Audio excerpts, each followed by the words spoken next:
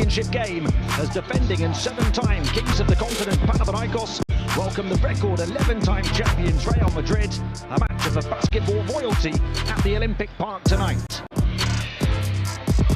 The Spaniards have been finalists in both of the last 2 seasons, winning their most recent title in 2023, but this season find themselves in a fight just to make the postseason.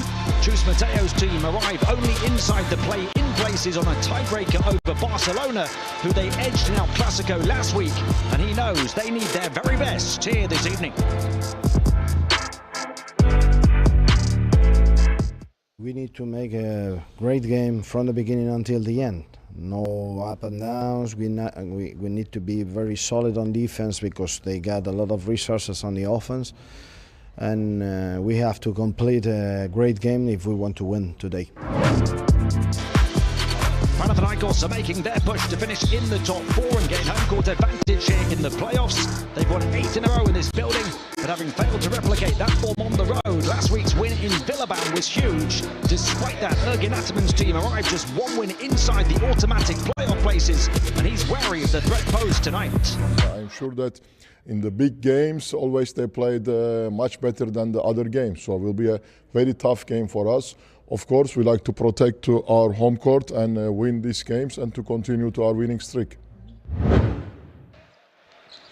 Welcome now inside the Oatka, where it's Panathinaikos Aktor Athens against Real Madrid, a rivalry series game of champions in round 28 of the Turkish Airlines EuroLeague. A very good evening from me, Tim Long, here in the Greek capital alongside former EuroLeague champion and top scorer Joe Lucas. Joe, 2 of the greatest clubs in the history of this sport collide here tonight. The greatest 2 clubs that we've seen in the recent years played in the final just a few years ago. The incredible shot by Sergio Llull. And I mean, it's just a matchup between Panathinaikos and Real Madrid that is classic, and that's the reason why we have it as our rivalry series here tonight. And Panathinaikos at home is unstoppable, Tim. Yeah, that incredible shot from Llull, of course, came against Kostas Sloukas now with Panathinaikos. Was then with Olympiacos, Final Four MVP last season as these 2 met in the championship game. Now round 28 tipped off with a derby win for Monaco in the French capital last night. 3 more games just underway tonight. Bayern's Vesta in Munich, Milan Fenerbahce in Italy, and Baskonia Žalgiris in Spain. 4 more to come tomorrow, including the league leaders Olympiacos against playoff-chasing Partizan. And Joe, will see the standings in a moment. This is truly the most competitive league in the world. It's absolutely amazing, Tim. You're looking at teams like Barcelona and Madrid fighting for a play-in spot.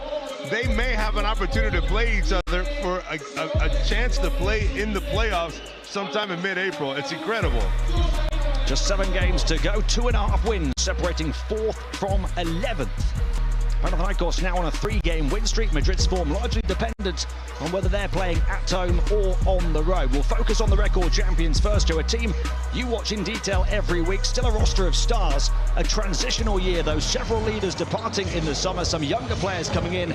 Your thoughts on this team, where they're at right now? Well, you look at the roster that you said, Tim, it's a roster of stars. There's some great players, great names, but they haven't been able to put it together as a team over the last 4 or 5 months. That's where they've struggled. And like you said before, especially on the road, in an atmosphere like this at Panathinaikos, we just had a football game at 7:45 right across the street, and now you got this one tipping off at 9:45 here local time. Yeah, fans have been celebrating each moment that they've been watching on their smart devices around this arena from the football stadium just across the Olympic Park, and we'll celebrate the brilliance of some of these stars here tonight. Canan Musa put a tough run behind him in El Clasico last week when he fired 16 points, Joe. He did. He had a good game last week, and they needed that game against Barcelona.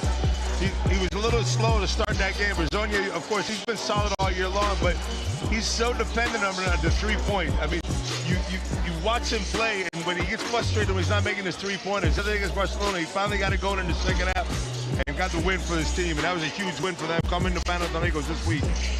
He's only getting stronger the longer the season goes on. At least 15 points in each of the last 6 games, averaging 19.3 in that span. We'll see Panathinaikos now, who alongside rivals Olympiacos arguably have the most stacked roster on the continent. They've absorbed long-term injuries to the 2 main centres, Lesor in year 7, and they're hitting their stride with the finish line in sight. And they've absorbed the shock and the injuries because they keep signing more great players. Tibor Plays being the next person up.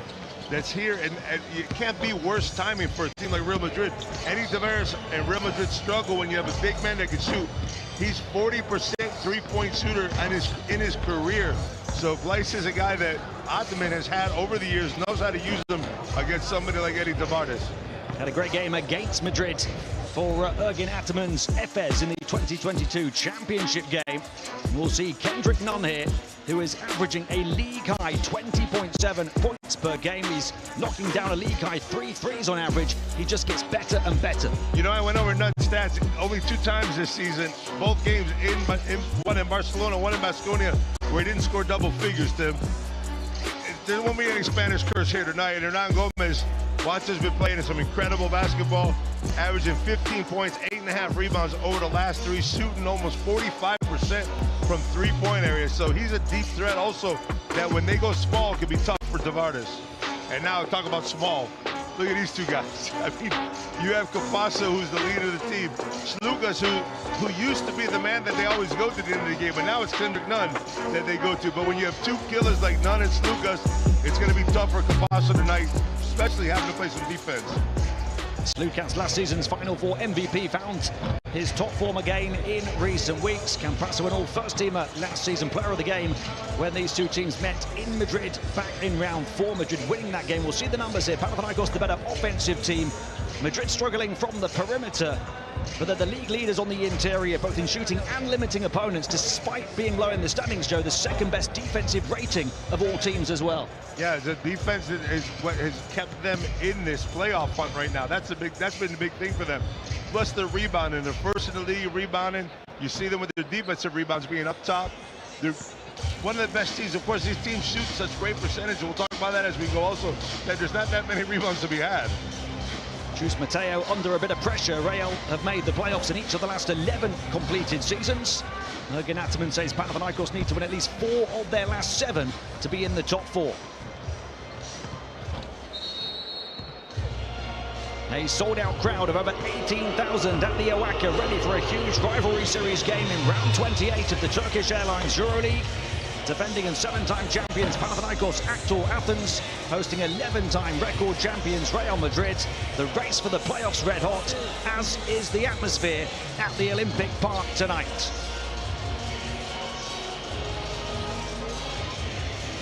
Ready for the official introductions of the 2 sets of players, starting with Real Madrid.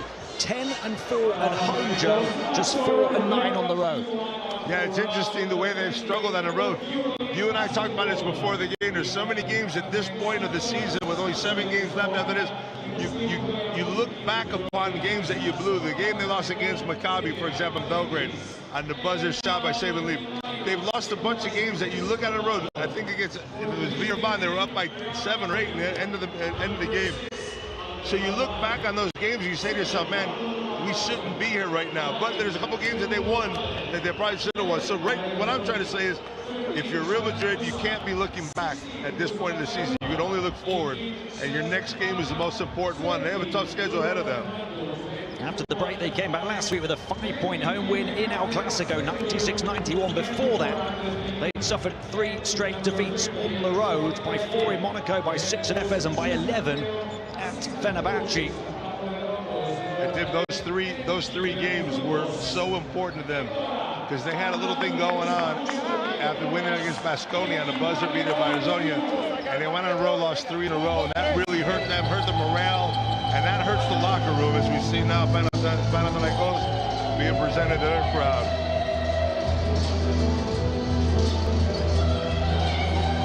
It's a glorious introduction for the Greens, who with that championship game victory over Real Madrid last year, hope they've started another era of greatness.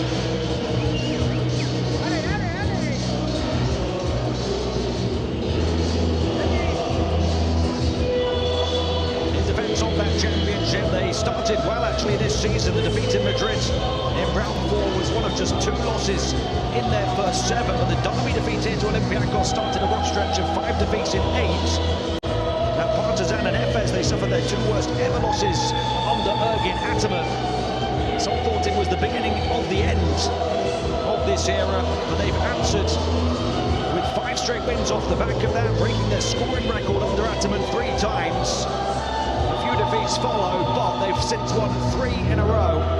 They ended Fenerbahce's 6-game win streak. They got payback here against Efes, and then last week, a crucial road win at Asvel, 93-96. Panathinaikos 11-2 in this arena, Joe. 8 straight wins. They average 95.4 points per game here. On the road, they're only 6-8 and average under 80 points a game. It's amazing difference what the atmosphere is. It's the green magic on the floor right now. Going through us, they get in this. Listen, this has been one of the best atmospheres in basketball for so many years, over and over again. They had their downfalls. Shows up, picks up a team unbelievably, if you ask me, in basketball terms, puts together a roster of superstars and makes them into winners of one season. And that's hard to do because he built the team in Efes. He built that team, and he started from scratch. And he did it over a couple of years. Here he did it in 1 year. And now they just keep coming. Players just keep coming. They all want to play for him. Well, they want a dynasty. And Kendrick Nunn is the crown jewel. Gets the loudest cheer of the evening. They keep on spending money, Joe. You've got to spend it in the right way.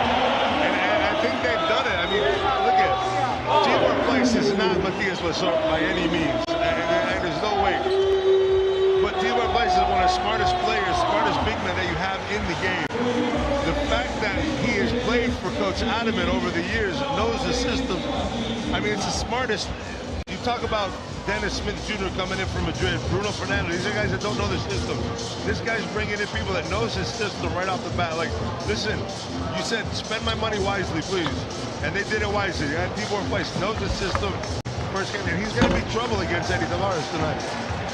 The master team builder looking to take Panathinaikos ultimately to back-to-back championships, to do what Real Madrid couldn't quite do last season when they lost to Panathinaikos in the championship game. The starting 5 for Real Madrid tonight: Campasso, Abalde, Hezonja, Garuba and Ibaka.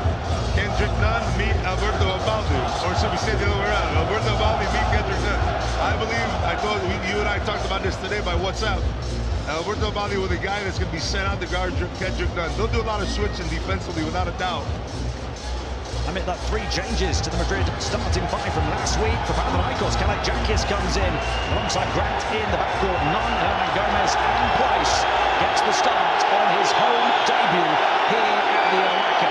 Interesting with Kalaitzakis coming into the game. It's defensive. He hasn't played over the last 3 years, of course. Don't you just love this guy? I said Kendrick Nunn was getting the loudest cheer of the evening. Not anymore.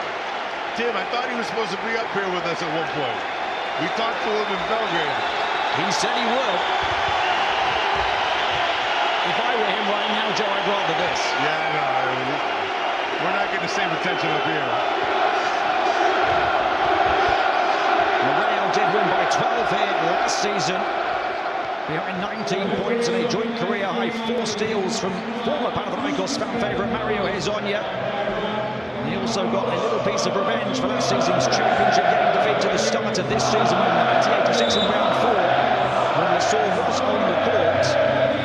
Great to see him walking through the arena as well, only a couple of months after he popped off with that horrific leg injury. Let's look at Kendrick Nunn as the top scorer in this competition. That win earlier in the season for Madrid, Joe, they had just 4 turnovers in 40 minutes. Try doing that in this atmosphere. Yeah, I saw that stat also. See, T1 plays second end to the game. I also say, hey, look at it. It's all about composure on the road, and Madrid hasn't had that so far this season. They need it tonight. This atmosphere, look at it. It's half full right now as we're speaking, but there's people coming over from the football stadium. And I'm not sure how the Panathinaikos football team did, but if they come over here with a victory, they're going to come here a little bit happier tonight.